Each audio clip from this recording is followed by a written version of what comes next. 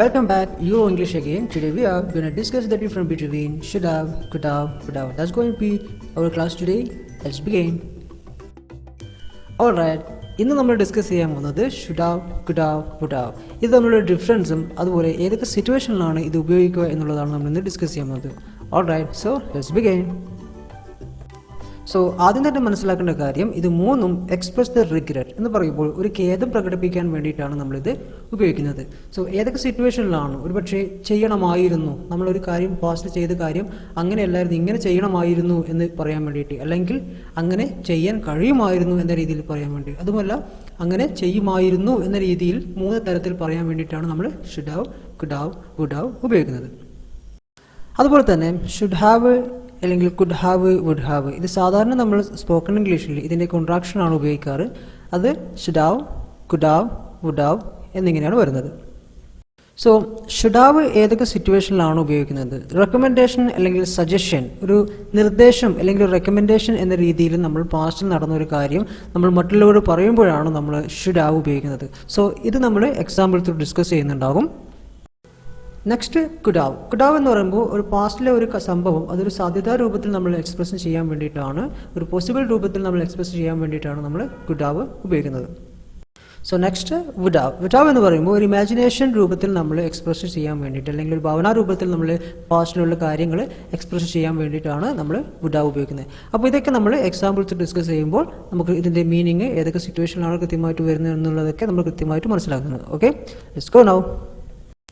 Alright, ഇവിടെ should have done, could have done, would have done, ഇത് മൂന്നും ഒരേ വേർഡിൽ വരുമ്പോഴും അതിൻ്റെ അർത്ഥവ്യത്യാസം എങ്ങനെ വരുന്നു എന്ന് നമുക്ക് ഡിസ്കസ് ചെയ്യാം.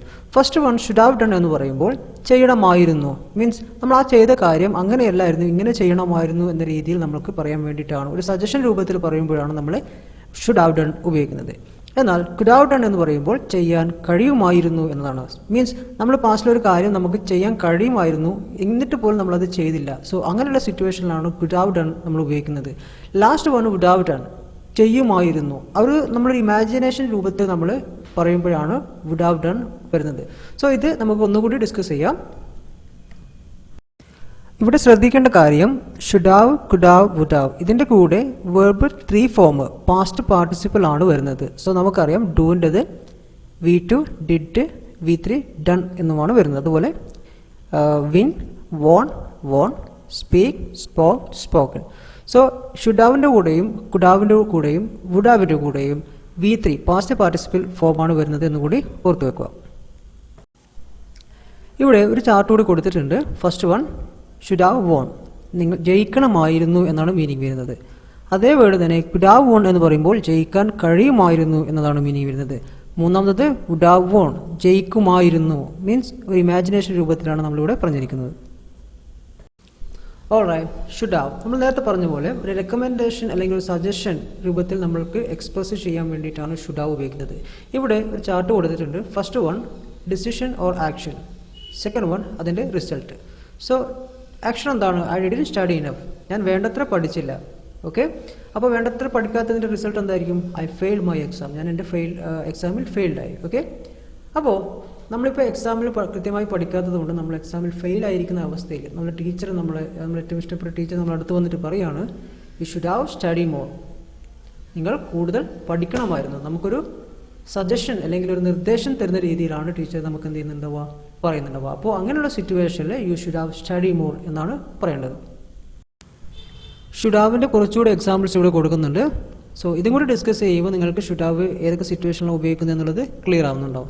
First one, I got really wet walking home last night എന്ന് പറഞ്ഞാൽ ഇന്നലെ രാത്രി വീട്ടിലേക്ക് നടക്കുമ്പോൾ ഞാൻ നന്നായിട്ട് നനഞ്ഞു. I got really wet walking home last night, ഞാൻ ഇന്നലെ വീട്ടിലേക്ക് നടക്കുമ്പോൾ നന്നായിട്ട് നനഞ്ഞു. അപ്പോൾ അങ്ങനെയുള്ള സിറ്റുവേഷനിൽ നമ്മൾ എന്താ പറയുക? I should have taken an umbrella, ഞാനൊരു കുട എടുക്കണമായിരുന്നു. I should have taken an umbrella. Alright, so another example, you should have spoken to me before deciding, തീരുമാനിക്കുന്നതിന് മുമ്പ് നിങ്ങൾ എന്നോട് സംസാരിക്കേണ്ടതായിരുന്നു. കാരണം ഒരു കാര്യം തീരുമാനിച്ചതിന് ശേഷമാണ് ഞാൻ അറിയുന്നത്. അപ്പോൾ അവരോട് പറയാണ് you should have spoken to me before deciding, നിങ്ങൾ അത് തീരുമാനിക്കുന്നതിന് മുമ്പ് എന്നോട് കൂടെ സംസാരിക്കണമായിരുന്നു. സോ അങ്ങനെ സംസാരിച്ചില്ല. അപ്പോൾ ഒരു സജഷൻ രൂപത്തിലാണ് നമ്മളത് പറയുന്നത്. സോ അടുത്ത എക്സാമ്പിൾ ഷുഡ് ഹാവിൻ്റെ നെഗറ്റീവ് ഫോമാണ് കൊടുത്തിരിക്കുന്നത്. സോ അതെങ്ങനെ വരും നമുക്ക് നോക്കാം. I'm really tired today. ഞാൻ ഇന്ന് വളരെ ക്ഷീണിതനാണ്. കാരണം എന്താണ്? I shouldn't have stayed awake so late last night. ഇന്ന് ഞാൻ വളരെ ക്ഷീണിതനാണ്, കാരണം ഇന്നലെ രാത്രി ഇത്രയും വൈകി ഞാൻ ഉണർന്നിരിക്കാൻ പാടില്ലായിരുന്നു. സോ അങ്ങനെ ചെയ്തുകൊണ്ടാണ് ഇന്ന് ടയേർഡ് ആയത്. സോ അങ്ങനെ ചെയ്യാൻ പാടില്ലായിരുന്നു. I shouldn't have stayed awake so late last night. അത്രയും വൈകി ഞാൻ ഉണർന്നിരിക്കാൻ പാടില്ലായിരുന്നു, അതുകൊണ്ടാണ് ഇന്ന് ഞാൻ ഫുൾ ടയേർഡായിട്ടിരിക്കുന്നത്. സോ ഇങ്ങനെയുള്ള സിറ്റുവേഷനിലാണ് ഷുഡ് ഹാവ് വരുന്നത്. അപ്പോൾ ഇത്രയും കാര്യങ്ങൾ മനസ്സിലാക്കിയിട്ടുണ്ടെങ്കിൽ നമുക്ക് കുഡ് ഹാവിലേക്ക് കടക്കാം. സോ കുഡ് ഹാവ് എന്ന് പറയുമ്പോൾ നമ്മൾ നേരത്തെ പറഞ്ഞ പോലെ പോസിബിലിറ്റി, സോ ഒരു സാധ്യതയെ മുൻനിർത്തി പറയുമ്പോഴാണ് നമ്മൾ കുഡ് ഹാവ് ഉപയോഗിക്കുന്നത്. സോ നമ്മൾ നേരത്തെ എടുത്ത അതേ ആക്ഷൻ എന്താണ്? I didn't study enough. ഞാൻ വേണ്ടത്ര പഠിച്ചില്ല. അതിൻ്റെ റിസൾട്ട് എന്തായിരുന്നു? I failed my exam. So ഈ ഒരു സിറ്റുവേഷനിൽ നമ്മൾ കുഡ് ഹാവ് എങ്ങനെയാണ് വരുന്നതാണ് നമ്മളടുത്ത് ഡിസ്കസ് ചെയ്യുന്നത്. അപ്പോൾ എന്താണ് പറയുന്നത്? You could have study more. നിനക്ക് കൂടുതൽ പഠിക്കാൻ കഴിയുമായിരുന്നു. സോ പഠിക്കാനുള്ള സ്കില്ലും അതിനുള്ള സിറ്റുവേഷനും എല്ലാം ഉണ്ടായിട്ട് പോലും പഠിച്ചിട്ടില്ല, അതുകൊണ്ട് ഫെയിലായി. അപ്പോൾ അവരോട് എന്താണ് ഒരു സാധ്യത, മീൻസ് ആ ഒരു പോസിബിലിറ്റി ഉണ്ടായിട്ട് പോലും പഠിക്കാത്തൊരു സിറ്റുവേഷനിലാണ് നമ്മൾ എന്ത് ചെയ്യാം? കുഡ് ഹാവ് ഉപയോഗിക്കുക. You could have study more. നിനക്ക് കൂടുതൽ പഠിക്കാൻ കഴിയുമായിരുന്നു, പക്ഷേ പഠിച്ചില്ല, അതുകൊണ്ട് എക്സാം ഫെയിലായി. കുഡ് ഹാവിൻ്റെ കുറച്ചുകൂടെ എക്സാമ്പിൾസ് ഇവിടെ കൊടുക്കുന്നുണ്ട്. ഇതുകൂടി ഡിസ്കസ് ചെയ്യുമ്പോൾ കുഡ് ഹാവ് ഏതൊക്കെ സിറ്റുവേഷനിലാണ് ഉപയോഗിക്കുക എന്നുള്ളത് എല്ലാവർക്കും ക്ലിയർ ആവുന്നുണ്ടാവും. So first one, we could have left the party earlier. നമുക്ക് ആ പാർട്ടിയിൽ നിന്ന് കുറച്ച് നേരത്തെ വിടാൻ കഴിയുമായിരുന്നു, പക്ഷേ നമ്മൾ വിട്ടില്ല. So we could have left the party earlier. നമുക്ക് ആ പാർട്ടിയിൽ നിന്ന് നേരത്തെ വിടാൻ കഴിയുമായിരുന്നു. അതൊരു example, he could have been more polite to them. അവരോട് കൂടുതൽ മാന്യമായി പെരുമാറാൻ കഴിയുമായിരുന്നു. സോ അങ്ങനെ ചെയ്തില്ല. So he could have been more polite to them. അവരോട് കുറച്ചുകൂടി മര്യാദയിൽ പെരുമാറാൻ കഴിയുമായിരുന്നു എന്നതാണ് വരുന്നത്.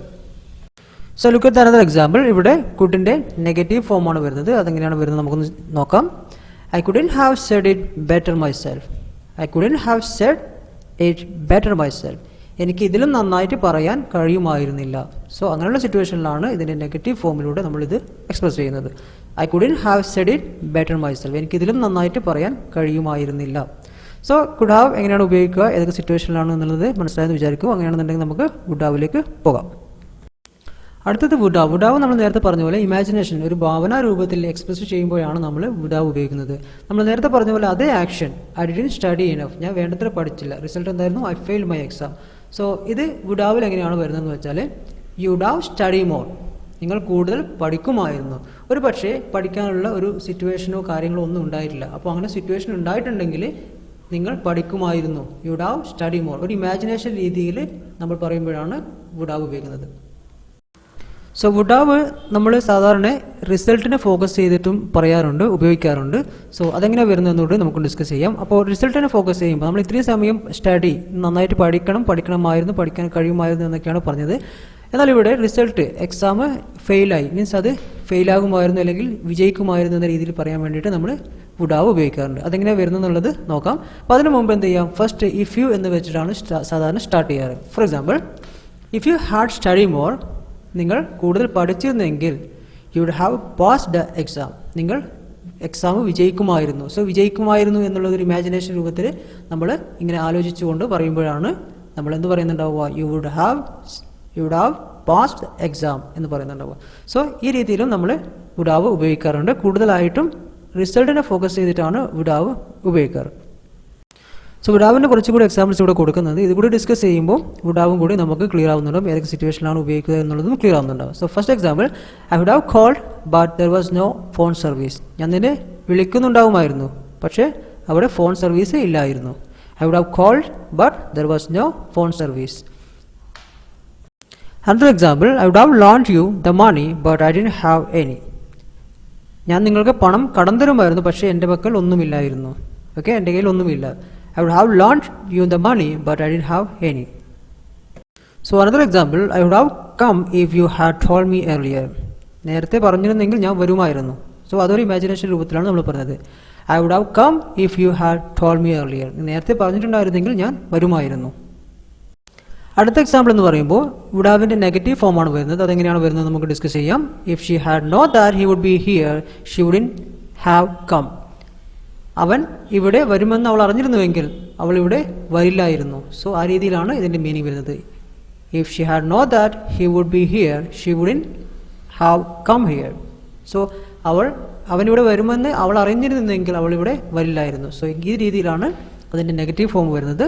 സോ ഇത്രയും കാര്യങ്ങൾ നിങ്ങൾ മനസ്സിലാക്കിയെന്ന് വിചാരിക്കുന്നു. ഓൾ റൈറ്റ്, ഇത് നമ്മൾ ഡിസ്കസ് ചെയ്തത് should have, could have, would have. ഇത് നമ്മളുടെ ഡിഫറൻസും അതുപോലെ ഏതൊക്കെ സിറ്റുവേഷനിലാണ് ഇത് ഉപയോഗിക്കുക, അതിൻ്റെ മീനിങ് എന്താ വരിക എന്നുള്ളതൊക്കെയാണ് നമ്മൾ ഇന്ന് ഡിസ്കസ് ചെയ്തത്.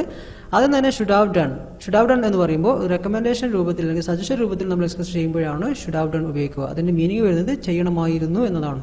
അതുപോലെ അടുത്ത് നമ്മൾ ഡിസ്കസ് ചെയ്ത് could have done. Could have done എന്ന് പറയുമ്പോൾ ഒരു പോസിബിലിറ്റി രീതിയിൽ നമ്മൾ എക്സ്പ്രസ് ചെയ്യുമ്പോഴായിരുന്നു നമ്മൾ കുഡ് ഹാവ് ഉപയോഗിക്കുന്നത്. സോ കുഡ് ഹാവ് ഡൺ എന്ന് പറയുമ്പോൾ ചെയ്യാൻ കഴിയുമായിരുന്നു എന്നൊരു മീനിങ് വരുന്നത്.